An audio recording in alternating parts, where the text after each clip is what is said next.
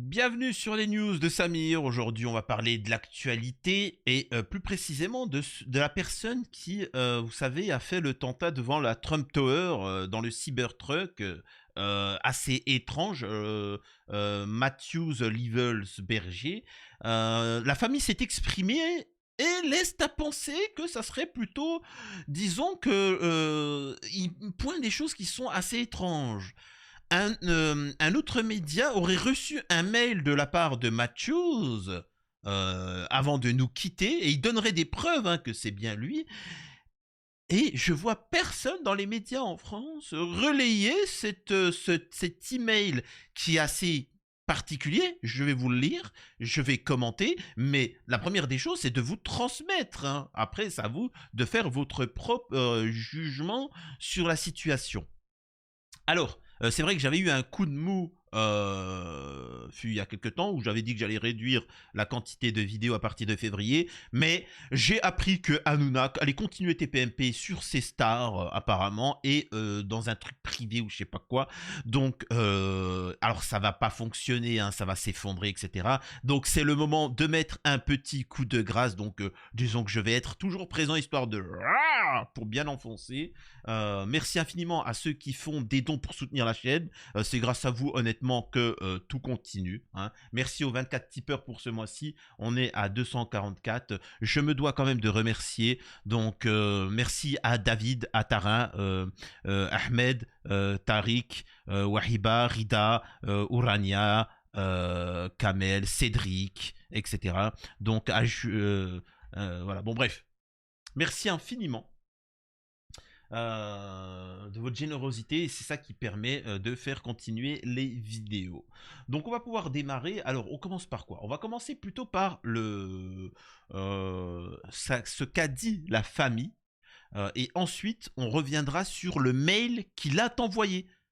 Vraiment, personne en France n'en a parlé et vous serez les premiers avec moi à le lire. Bon, je l'ai déjà lu, mais bon. L'oncle est choqué de Matthew Levelsberger a déclaré à The Independent que le béret vert était un super soldat et qu'en tant que tel, il y a des choses qui l'interpellent. Voilà. Il explique aussi qu'il aimait Trump. Voilà. Donc il y a quelque chose qui ne va pas derrière ce narratif. Le béret vert est en service actif qui conduisait une Tesla Cybertruck qui a plosé devant la Trump Tower à Las Vegas le jour du Nouvel An, était un patriote à 100%, a déclaré jeudi son oncle qui était complètement déconcerté. Matthews Levelsberger, 37 ans, était comme un type Rambo, quoi. Faute de meilleurs mots, a déclaré Dean Levelsberger à The Independent. Dean, dont le frère aîné est le père de Levelsberger, Roger lui-même, un vétéran de l'armée de l'air qui a servi au Vietnam, a déclaré que son neveu aimait l'armée. Il avait des messages patriotiques sur Facebook, il aimait son pays à 100%, a-t-il poursuivi. Il aimait Trump, et il a toujours été un soldat très patriote, un Américain patriote. C'est l'une des raisons pour lesquelles il a servi dans les forces spéciales pendant tant d'années. Ce n'était pas juste une mission. Dean Levelsberger a déclaré qu'il était au courant de l'explosion à Las Vegas, mais qu'il n'avait pas encore été informé que Matthews, Matt, comme il l'appelait, avait été désigné comme le responsable jusqu'à que The Independent le contacte pour un commentaire. Au début, Dean a supposé que l'explosion avait été causée par une de ces grosses batteries au lithium qui a fait un court-circuit ou quelque chose comme ça, a-t-il dit. Il a été soulagé que l'explosion n'ait causé que 7 blessés légers et n'ait ôté la vie à personne d'autre. Mais, a-t-il ajouté, la construction amateur de l'engin explosif, un ensemble de réservoirs de propane, des feux d'artifice et du carburant de camping lui a laissé une foule de questions supplémentaires. Écoutez bien, Matt était un guerrier très compétent. Et si il avait fait ça, il aurait pu, croyez-le, fabriquer un explosif beaucoup plus sophistiqué qu'avec des bonbonnes de propane, du carburant de camping. Il était ce qu'on pourrait appeler un super soldat. Si vous lisez un jour ce qu'il a reçu comme récompense, l'expérience qu'il a acquise, certaines choses n'ont pas de sens. alors qu'il avait les compétences et la capacité de fabriquer quelque chose de beaucoup plus, comment dire, efficace. Ses compétences étaient énormes par rapport à ce que lui avait appris à l'armée. Grâce aux compétences de Livelsberger, suggéra son oncle, son neveu aurait pu fabriquer une bebon qui aurait détruit la moitié de cet hôtel s'il avait vraiment voulu blesser les autres. Pensez à Oklahoma City, a-t-il dit. McVeigh était juste un soldat normal, pas un agent de niveau 1 comme Matt. Et pourtant, Livelsberger a servi dans l'armée américaine pendant 19 ans, dont 18 ans dans les forces spéciales d'élite. Il était alors en poste en Allemagne et en permission à Colorado Springs lorsqu'il a loué le Cybertruck. Et s'est rendu au Nevada, ont indiqué des sources policières. C'est fou, quoi. Le camion a sauté quelques heures seulement après que Shamsuddin Jabbar a foncé avec un camion sur des fêtards du Nouvel An à la Nouvelle-Orléans, en ôtant la vie à 15 personnes. Jabbar, 42 ans, était également un vétéran de l'armée qui était en poste sur la même base que Livelsberger, qui avait été dans la même base que l'autre qui avait tiré sur Donald J. Trump. Quand même, c'est fou. Hein? À la même époque, les enquêteurs cherchaient un lien possible entre les deux hommes qui louaient tous les deux leur véhicule via le même service de covoiturage, Turo, mais jusqu'à présent, ils n'ont trouvé aucun lien direct entre les deux. Ben tiens. Lors d'une conférence de presse jeudi, le shérif de Las Vegas, Kevin McMahon, a déclaré que le bureau du coroner avait constaté que Livelsberger avait subi une blessure par balle à la tête avant la détonation du véhicule. Et bien que l'enquête soit toujours en cours, il a estimé que les actions de Livelsberger indiquaient plutôt qui s'est ôté la vie de lui-même, tu vois. Voilà. Alors, voilà.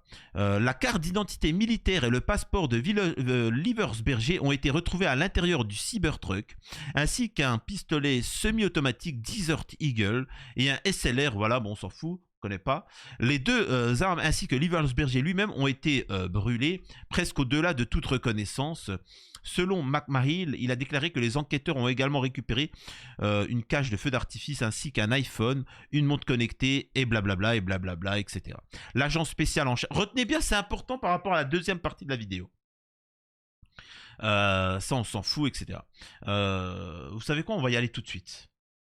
Bon, finalement, il ne reste plus qu'un paragraphe. Très important, s'il vous plaît, retenez bien ces informations-là, et puis pour la suite, vous verrez que ça n'a pas forcément de cohérence. Kenny Cooper, agent spécial adjoint en charge de la division de San Francisco, du bureau de l'alcool, tabac et des armes à feu, a déclaré que la manière dont les explosifs ont été déclenchés n'était pas claire. Il a noté que tout ce qui avait été utilisé était de qualité grand public, comme les réservoirs de carburant, de propane, en plus de certaines cibles explosives qui peuvent être achetées dans n'importe quel magasin d'articles de sport. Les deux armes à feu du Cybertruck avaient été achetées légalement 2 jours plus tôt, le 30 décembre. Cooper a également noté, faisant écho à Dean Livelsberger, que le niveau de sophistication n'est pas celui qu'on attendrait d'un individu avec un type d'expérience militaire. Livelsberger a divorcé de sa première femme qui vit maintenant dans le sud de la Floride avec son nouveau mari il y a plusieurs années. Livelsberger a un nouveau-né avec sa nouvelle partenaire et a publié en septembre sur Facebook une photo de lui tenant le bébé dans ses bras. Selon Dean, au cours des derniers mois, une série de photos que Livelsberger a postées depuis l'Allemagne, notamment de photos de lui en train de demander à sa partenaire en mariage et de la bague qu'il lui a offerte, ont disparu, a déclaré son oncle. Ben tiens, c'est quand même très bizarre tout ça. Tu vois, on a individus, ils sont tous dans la même base militaire. Ils ont tous des problèmes un petit peu psy. Et le moment venu, ils font des actes de ouf qui n'ont ni queue ni tête et qui servent surtout l'état profond. C'est bizarre cette histoire. Hein? Les complots vont s'en donner à cœur joie, hein? Je te vois, toi, le petit complotiste, qui va me parler de projets KM Ultra, hein? Parce que ça aussi, hein, si tu dis le terme, tu vois, KM à l'inverse ultra, eh ben ça va, tu vois, tu seras complot. Je rappelle que les complots, c'est les mêmes qui nous ont expliqué plein de bêtises, hein. Bon, ça s'avère vrai, certes, à chaque fois, mais bon, quand même, là, je pense que c'est un peu fou de dire des choses comme ça. Donc voilà, bref.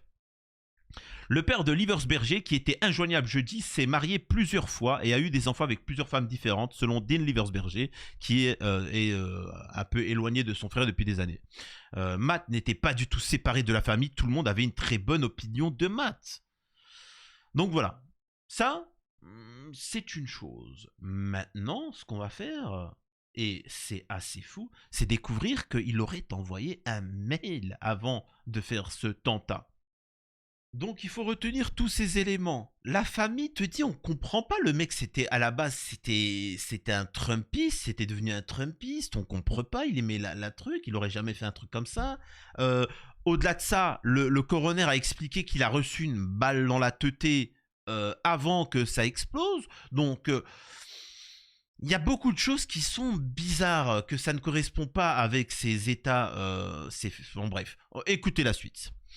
Matthews Liversberger, un béret vert et principal suspect de ce qui s'est passé à Las Vegas, aurait envoyé un email de type manifeste à Sam Showmate, officier de renseignement de l'armée américaine à la retraite, quelques jours seulement avant l'explosion d'une voiture piégée devant la Trump Tower. Showmate a révélé l'email dans le podcast The Sean Ryan Show, décrivant son contenu comme des allégations de technologie de drone avancée, d'une simulation d'une frappe aérienne de 2019 en Afghanistan, et des allégations de surveillance du gouvernement américain. Newsweek a contacté The Sean Ryan Show pour un commentaire vendredi par courrier électronique. Alors, des obus de mortier, des bonbonnes de carburant ont été retrouvés à l'intérieur du Cybertruck de Tesla qui a explosé devant l'hôtel du président Donald Trump.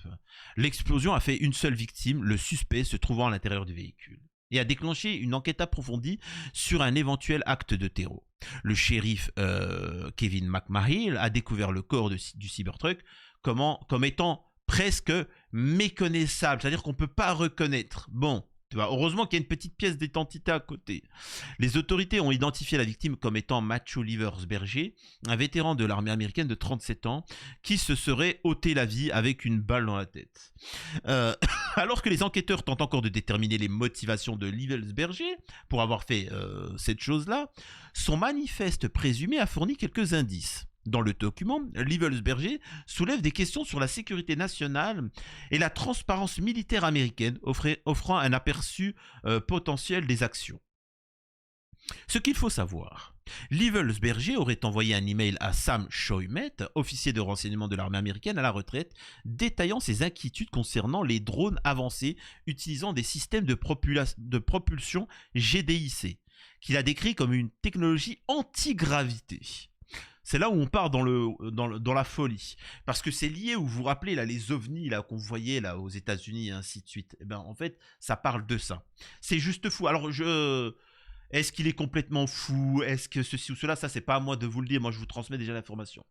Donc, dans le email lu sur The Sean Ryan Podcast, Liversberger affirme que les États-Unis et la Chine ont développé et déployé ces drones. Il affirme que la Chine les a lancés depuis des sous-marins le long de la côte est des États-Unis, les qualifiant de menace la plus dangereuse pour la sécurité nationale, en raison de leur furtivité, de leur capacité à échapper à la détection et leur capacité de charge utile illimité. C'est-à-dire que tu peux... Bah forcément, s'il n'y a pas de gravité, tu peux mettre 40 bombes atomiques dessus, quoi. Truc qui sera hyper léger, quoi. Liversberger a également évoqué son implication dans une frappe aérienne américaine en 2019 dans la province de Nimruz en Afghanistan, et a affirmé que l'opération qui visait des installations de fabrication de drogue avait fait des victimes civiles, dont des femmes et des enfants, et avait été dissimulée par les autorités américaines. Alors, ces allégations concordent avec un rapport de l'ONU de 2019 critiquant les frappes comme étant illégales. Alors là, ce qu'il est en train de faire, c'est ce qu'on appelle donner des preuves. Hein. C'est-à-dire que quand il fait l'email, il te donne des éléments pour te dire « c'est moi hein, c'est moi.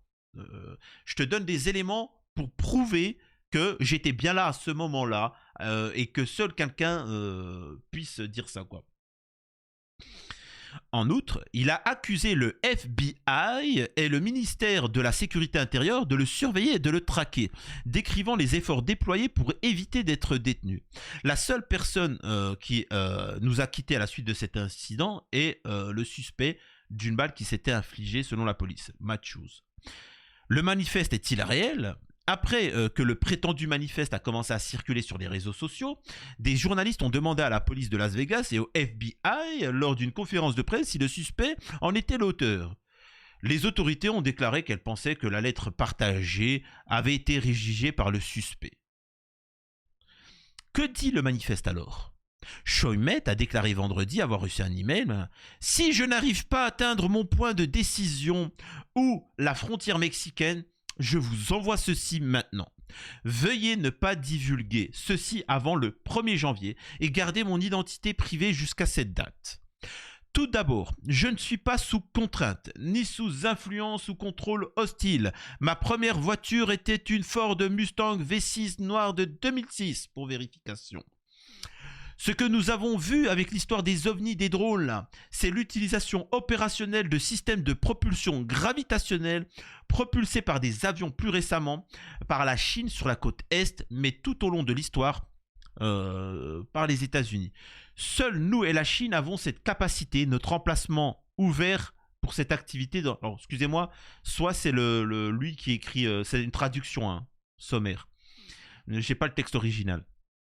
La Chine les lance depuis l'Atlantique, depuis des sous-marins, depuis des années, mais cette activité a récemment repris. Pour l'instant, il s'agit simplement d'une démonstration de force et ils l'utilisent de la même manière qu'ils ont utilisé le ballon pour les signaux qui font également partie du système de communication intégré. Il y a des dizaines de ces ballons dans les airs à tout moment.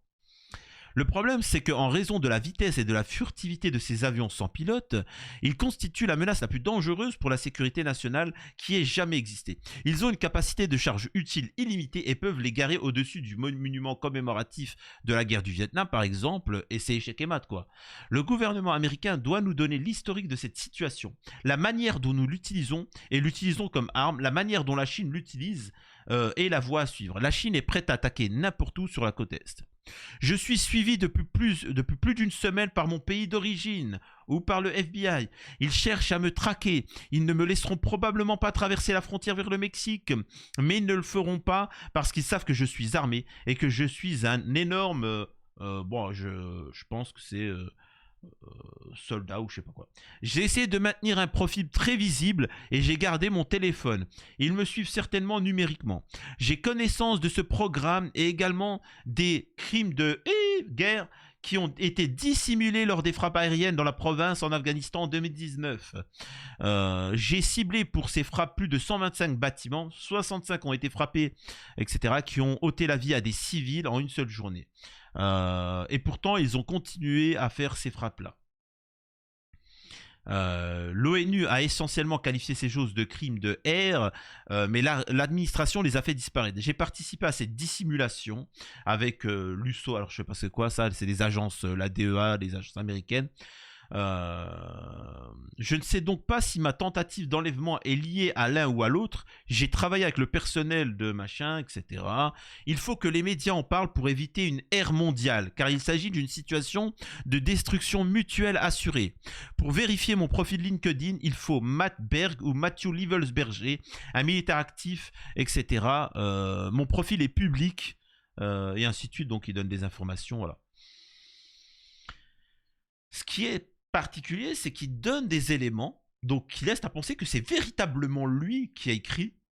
Le truc, c'est qu'il nous parle de choses assez étranges. Il nous dit qu'il n'est pas manipulé, il nous parle de technologie américaine et chinoise, il nous explique qu'il y a des choses horribles qui sont cachées par le gouvernement américain, qu'il a peur d'en subir les conséquences parce qu'il a dénoncé ces choses-là. Apparemment, il serait un Trumpiste. Il aimerait aussi, on voit bien que c'est quelqu'un qui souhaiterait pas la ère mondiale, c'est-à-dire qu'il aimerait la paix. Je vous avoue, c'est assez flou. Donc on a un individu, c'est particulier, mais en tout cas, on nous cache effectivement des choses, et c'est particulier, et il faut craindre le pire. J'ai pas plus à vous dire, j'ai pas plus d'éléments, mais il fallait absolument que je vous les transmette. À la prochaine sur les news de Samir. Et n'oubliez pas de faire un don sur Tipeee.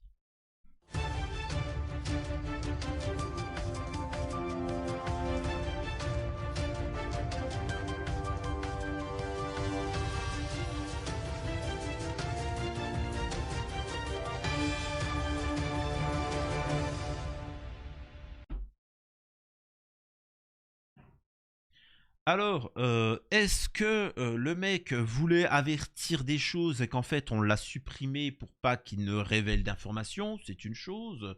Est-ce que le mec était complètement contrôlé mentalement, machin? Parce que certains parlent de programmes mentaux pour contrôler des gens et cetera. C'est assez compliqué à vous dire, hein, je saurais pas. Moi, ce que je sais, c'est que, le monde court à sa perte à l'heure actuelle. On va vivre des choses assez extraordinaires. Préparez-vous. Vous risquez d'être manipulé et voilà, hein. Donc, faites attention à tous, même à la dissidence.